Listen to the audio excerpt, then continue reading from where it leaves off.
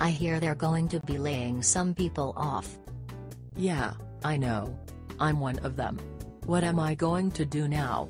Aren't you worried? No. I already make a little money working at home. If they let me go, I'll just start doing my work at home job full time. Well, I don't know about all that. There are too many scams out there.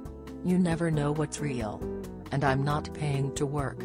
That's just crazy. Yeah, I know what you mean, but I never has to pay a thing to make money online.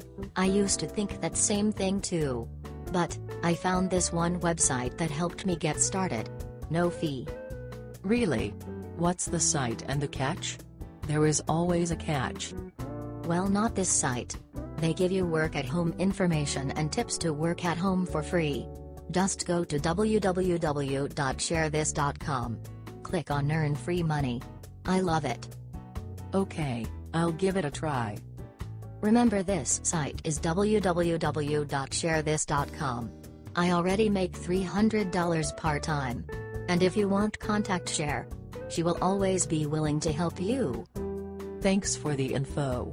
Let me get back to work before they fire me 2 times. Ha ha ha.